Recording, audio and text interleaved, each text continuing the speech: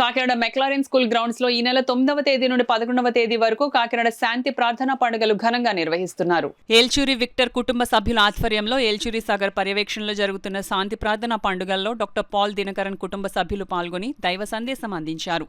కాకినాడ క్రైస్తవ క్వైర్ సభ్యులు స్తుతిగీతాలను ఆలపించారు. ఈ సందర్భంగా కాకినాడ శాంతి ప్రార్థనా పండుగల నిర్వాహకులు ఏల్చూరి సాగర్ మాట్లాడుతూ ఈ నెల 11వ తేదీ ఆదివారం ఉదయం కాకినాడ భాగస్థుల కూడిక జరుగుతుందని చెప్పారు. ఈ కార్యక్రమంలో డాక్టర్ పాల్ దినకరన్, ఇవాంజెలిన్ పాల్ దినకరన్ దైవ సందేశం అందించి ప్రార్థన చేయనున్నట్లు వెల్లడించారు.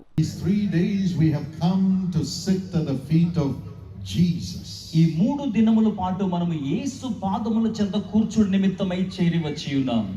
We have come to forget all our sorrows. మన యొక్క చింతలన్నీ కూడా మర్చిపోవడానికి మనం చేరి వచ్చాం. And we have come to sit at the feet of Jesus. యేసు పాదముల చెంత కూర్చుంటూ ఉంటున్నాం. Just like Mary in the Bible. Bible గ్రంథంలో మరియ వలెనే every one of you has chosen the good path. మీలో ప్రతి ఒక్కరు కూడా మంచి దానిని ఎంపిక చేసుకొని ఉన్నారు. Every one of you has said, away with my troubles, let me go and sit at the feet of Jesus. మీలో ప్రతి ఒక్కరిని కూడా సమస్యలకు దూరంగా వెళ్ళి యేసు పాదముల చెంత కూర్చుందాం అనుకొని వచ్చి ఉన్నారు.